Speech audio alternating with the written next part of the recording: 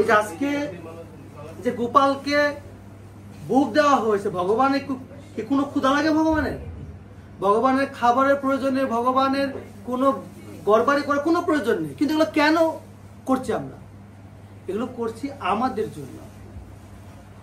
ভগবান তার প্রিয় ভক্তির মাধ্যমে থেকে প্রকাশ করেন এবং প্রকাশ করে তাদের কাছে সেবা নিয়ে এই জগতের পাপ পঙ্কিন জীবদের তিনি উদ্ধার করেন। এখানে ভগবানের কোনো প্রয়োজন নেই, তার সেবা করি আমরা। কিন্তু আমরা আমাদের স্বার্থে, আমাদের প্রয়োজনে মাছ মাংস ছেড়ে প্রসাদ খাই বা গোপালের সেবায় কিছু কন্ট্রিবিউট করি, এটা আমাদের স্বার্থে। কেউ যদি না মনে করে আমি সেবা করছি ভগবানের, না, ভগবান আমাদের সেবা করছে। তো যাই হোক, তো আমাদের এই যে দামোদর মাস বা কার্তিক মাস, আপনারা জানেন আমরা অনেকে কিন্তু কার্তিক মাস থেকে 9 মাস পালন করি, তাই না? অনেকে আবার দামোদর মাস থেকে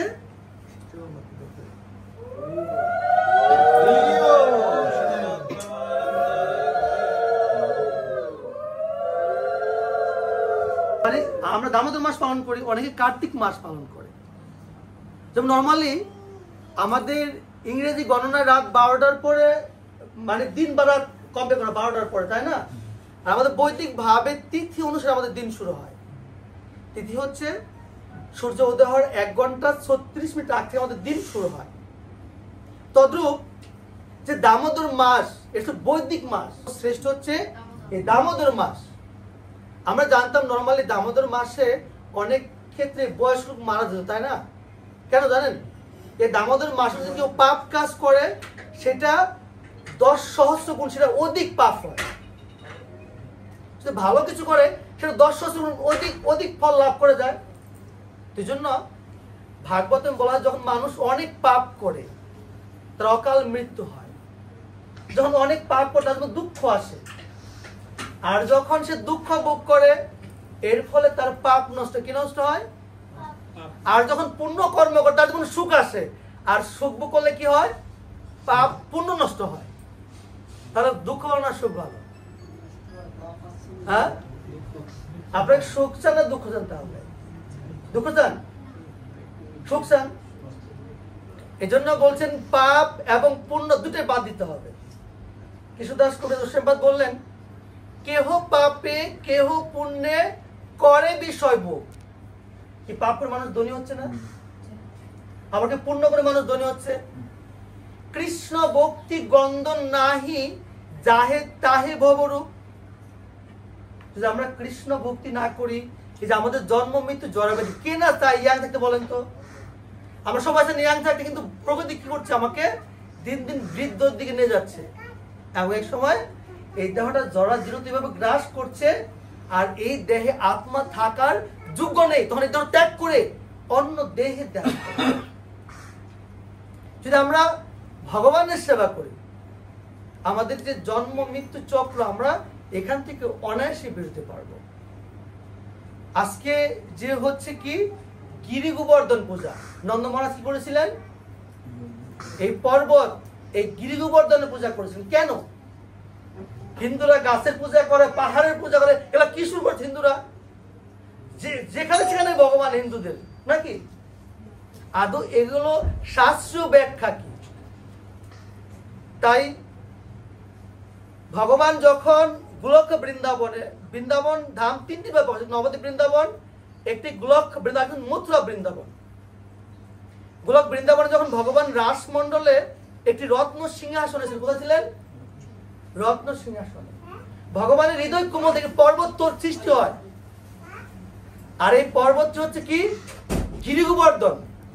আর এই পর্বতটি লম্বা ছিল 8 যোজন, পাশে ছিল 5 জন, উচ্চতা ছিল কয়জন? 2 যোজন। একজন সমান সমান 12 মাইল। কত মাইল? মানে 8 যোজন লম্বা, 8 বরং কত হয়? 96। আর পাশে 5 যোজন, কত হয়? 60। আর উচ্চতা হচ্ছে 2 যোজন, মানে 24 মাইল। এই পর্বতটা ভগবানের হৃদয় থেকে এবং ভগবান থেকে অভিন্ন। রাধারানী যখন অভিশপ্ত হলেন, তাকে মরতে আসতে হবে, তখন রাধারানী বললেন, এই গোলক বৃন্দাবনে যাহা কিছু রয়েছে সবকিছু যেন আমি যেখানে যাবো সেখানে বিদ্যমান থাকে।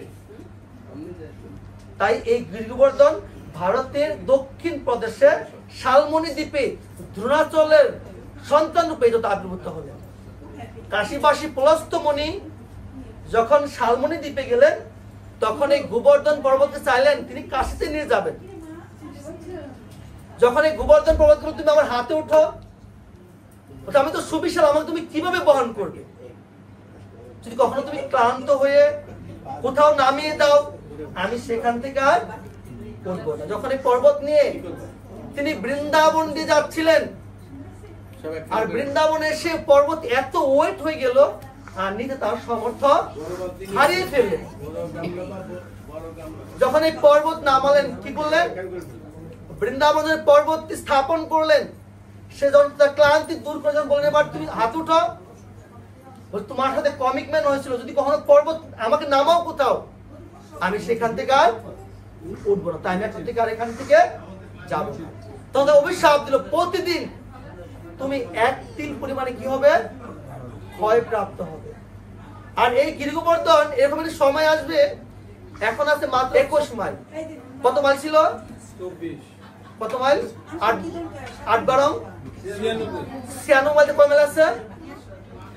মাত্র 21 মাইল। কয় মাইল আছে? 21 মাইল। আর বাকিটা মাটির নিচে চলে গেছে। এরকম সময় আসবে এই গিরিগোবর্ধন এই জগৎ থেকে চলে যাবে, বিশাল একটা ছবি থাকবে, বলা হবে এই হচ্ছে গিরিগোবর্ধন। আপনি বৃন্দাবনে যান, এখনো দেখবেন সেই গিরিগোবর্ধন রয়েছে, কিন্তু আপনার নাতি বা নাতির ঘরের ছেলে হয়তো গিরিগোবর্ধন দর্শন না করতে পারে। তো এই গিরিগোবর্ধন পূজা নন্দ মহারাজ যখন ইন্দ্রদেবের পূজা করবেন, কার পূজা করবেন? তখন কৃষ্ণ বলছেন, বাবা তুমি কিসের আয়োজন করছো? বলছে আরে ইন্দ্র পূজা করবো। ইন্দ্র পূজা কেন করবে? বলছে আরে ইন্দ্র বৃষ্টি দেয়, আর সেই বৃষ্টি হলে মাঠে কচি ঘাস হয়, আর কচি ঘাস গাবে গেলে দুধ হবে, আর দুধের যে নবরে তো মাখন তুমি খাবে। বলছে আরে বাবা সমুদ্র কি ইন্দ্রদেব পূজা করে? সমুদ্র কি বৃষ্টি হয় না? পাহাড় পর্বত কি ইন্দ্রদেব পূজা করে? সে কি বৃষ্টি দেয় না? তার ডিউটি বৃষ্টি দেওয়া, তার কাজ হচ্ছে কি করবে? সে বৃষ্টি দেবে। এইসব পূজা বন্ধ করে তুমি পর্বতের পূজা করো। তাই কি করেছিলেন? এই নন্দ মহারাজ কৃষ্ণের ছোট বালক কথা এই পাহাড়ের পূজা করতে শুরু করলেন। কিসের পূজা? আর পাহাড়ের জন্য এত আয়োজন করেছে, সবাই ভাবছে পাহাড় খায় না কেন? এই ভগবানই খায়, যে ভোগ দিয়েছেন। গোপাল খেয়েছে? খায়নি?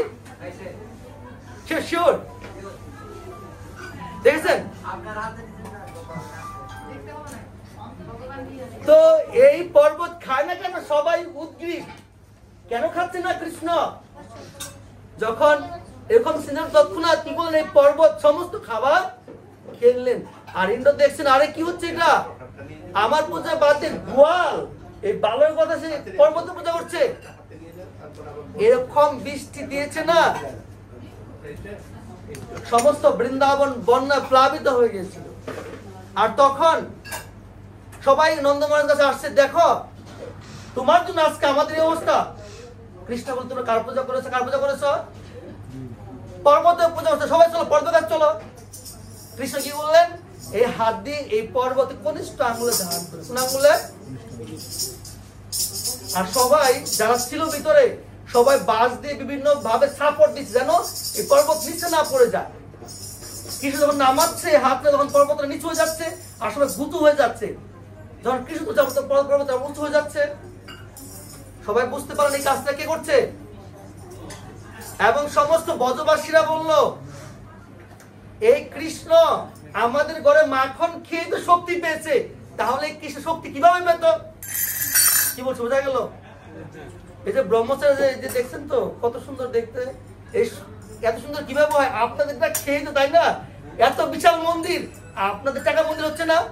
কি বলেন? আজকে আমি বলতেছিলাম সাধুকে, আরে গৃহস্থদের পাওয়ার বেশি, ভগবানের বন্ধু পিঠে। কি বলেন? গোপালে পিঠেছে না? মাধবসুদা পিঠেছে কিনা?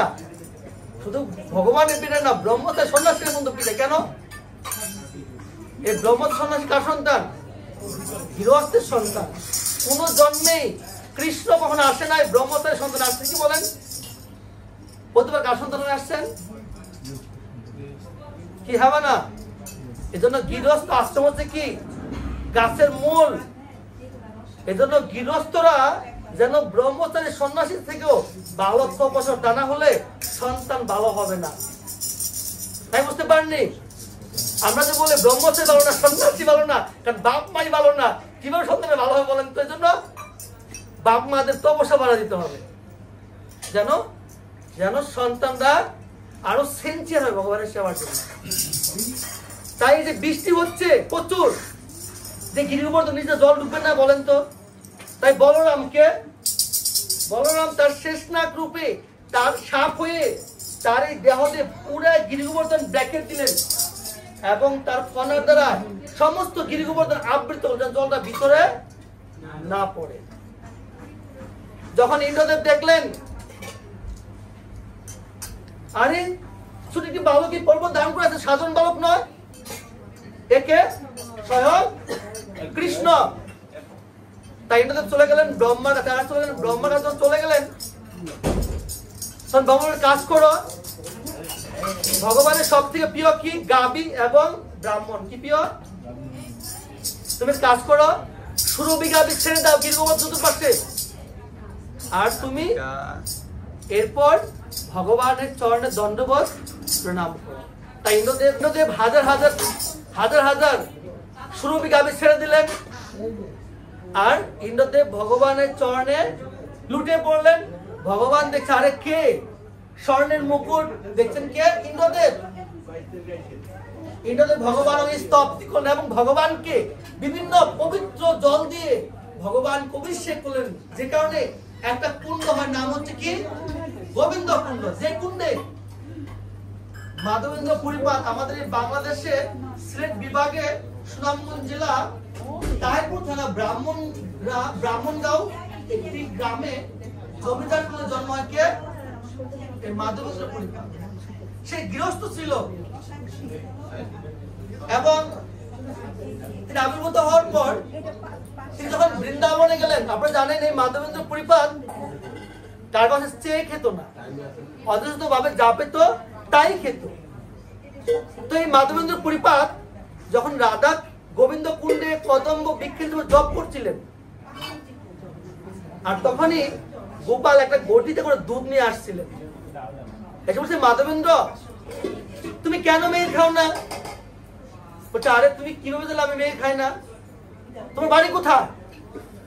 বলছে আরে এই যে মায়েরা যে জল নিতে আসছিল তোমাকে ক্ষুধার্ত দেখে আমাকে এক গটি দুধ দিয়ে পাঠিয়েছে, দুধ খাও, আমি পরে এসে গটিটি নিয়ে যাব। তো ঠিক যখন দুধ খেয়ে সে নিদ্রা চলে আসে, তখন এই গোপাল এসে তার হাতটি ধরে ওই নিকুঞ্জ বনে নিয়ে গেছিল। বলছে মাধবেন্দ্র আমি বহু কাল ধরে তোমার প্রতীক্ষা ছিলাম, কবে তুমি বৃন্দাবনে আসবে? আমার যে পূজারী আমাকে রেখে তারা পালায়ন করেছে, তুমি কি করো? এই নিকুঞ্জ বন খনন আমার সেবা প্রকাশ করো। তখন এই নিকুঞ্জ বন খনন করে এই গোপাল বিগ্রহ উদ্ধার করেছিল। এই জন্য এই যে বিগ্রহ সব কাল্পনিক নয়, এই বিগ্রহ এখন রয়েছে শ্রীনাথজি নামে প্রসিদ্ধ নাথদ্বারা। তো ওখানে লক্ষ লক্ষ ভক্তি ভিড় হয়। আপনি ওই যদি বিগ্রহ দর্শন করতে যান, আপনাকে রুম ভাড়া নিতে হবে। যেদিন যাবেন সে দর্শন নাও হতে পারে, একদিন দুদিন সিরিয়াল লাগে দর্শন করতে হলে। লক্ষ লক্ষ ভক্তের ভিড় শুধু এই গোপালকে দর্শন করার জন্য। এই যে ভগবানের যে আমরা ছবির পূজা করি না বাড়িতে, আমরা প্রত্যেকটা সনাতনী মা বোনেরা বাড়িতে কি ভগবানের ছবির পূজা করি না? করে কি না? এটা কাল্পনিক না, কাল্পনিক নয়। মানুষ বলে আরে তোদের ছবির সামনে দেশ এগুলো খায় ভগবান। শাস্ত্রে কি বলছে? অদ্বৈত প্রভু তিনি যখন এই কার্তিক মাসে বৃন্দাবনে গিয়েছিলেন পরিক্রমা করার জন্য, তো বৃন্দাবনে যমুনার পারে একটি পাহাড় আছে, নাম হচ্ছে দ্বাদশ আদিত্য টিলা। যখন ওই টিলা তিনি রাত্রি যাপন করছিলেন একটি বৃক্ষের নিচে, তখন ভগবান মদন মোহন স্বপ্নে দেখেন হে অদ্বৈত আমাকে দাপর যুগে কুবজার সেবা করতে। কে সেবা করতেন? কুবজা। কুবজা যখন এই জগৎ থেকে অপ্রকট হন, তখন এই বিগ্রহ আমি মাটির নিচে আটকা পড়ে, তুমি কি করো? আমাকে এখান থেকে উদ্ধার করে আমার সেবা প্রকাশ করো। যখন এই মাটির নিচ থেকে এই মদন মোহন কাকে উদ্ধার করলেন? মদন মোহনকে। এবং যখন এই মদন মোহন সেখান থেকে উদ্ধার করলেন, চেয়েছিল এই বিগ্রহ ভেঙে ফেলতে। অদ্বৈত প্রভু যখন বৃন্দাবন পরিক্রমা বেরিয়ে গেলাম একজন ব্রাহ্মণকে রেখে, আর তখন যখন এই বিগ্রহ ভাঙতে আসলেন, ভগবান আমরা ফুল দিই না, ছোট্ট একটা গোপাল হয়ে ফুলের নিচে লুকিয়ে রইলেন। কে? ভগবান মদন মোহন। এই মদন মোহন প্রায় 4 ফিট উচ্চতা। আমি গিয়েছিলাম, এই বিগ্রহ আছে কোথায়? করলি আছে। কোথায় আছে? করলিতে। তো এই মদন মোহন যখন অদ্বৈত প্রভু আসলেন বৃন্দাবন পরিক্রমা করে, দেখছেন মদন মোহন আর নেই। তিনি সংকল্প করলেন, যদি মদন মোহনকে আমি না পাই, আমি অনাহারে প্রাণ ত্যাগ করবো। না খেয়ে রয়েছে। যখন তার ঘুম চলে আসছে, মদন মোহন বলল, হে অদ্বৈত, দেখো আমি ফুলের ছুটি গোপাল হয়ে লুকিয়ে রয়েছে, আর কাজ করো। এই বৃন্দাবনে থাকা আমার নিরাপদ না। মথুরার রাজা দামোদর চোখ, তার স্ত্রীকে বল্লভা দেবী, আমাকে তুমি তার হাতে অর্পণ করে দাও। আর এই কলিহত জীবের দ্বারা আমার বিগ্রহ আরাধনা করা সম্ভব নয়। তাই জন্য কাজ করো। তুমি কি করো? তুমি আমার অঙ্কিত একটা আলোক্য ছবি আছে, স্বয়ং বিশ্বকা আমার অঙ্কিত ছবি তৈরি করেছিল, যে ছবি দেখে স্বয়ং রাধারানী আকৃষ্ট হয়ে পড়েছিল, সেই ছবি থেকে আমি অভিন্ন। তুমি যাও এই জগতে, এই বঙ্গদেশে এই আমার এই আলোকের সেবা প্রকাশ করো। এই অদ্বৈত এই দামোদর মাসে এই জগতে এই আলোক্য বা এই ছবির সেবা প্রকাশ করেছিলেন। সর্বত্র ভগবান রয়েছেন। তা বলছেন, সর্বত্রই কৃষ্ণের মূর্তি করে জ্বালামল, সে দেখিতে পায় যার আখি নির্মল। যত্র যত্র নেত্রী স্ফুরে তত্র তত্রিষ্ট মূর্তি স্ফুরে। যেখানে সর্বত্র কি রয়েছে? ভগবান রয়েছেন। যেখানে চোখ যাচ্ছেন সেখানেই কৃষ্ণ রয়েছেন। তাই আমাদের এই যে আমরা যে ভগবানের যে ছবি রেখে গোপালকে রেখে আজকে অন্ন করেছি, স্বয়ং কৃষ্ণ দেখছে আর হাসছে। দেখ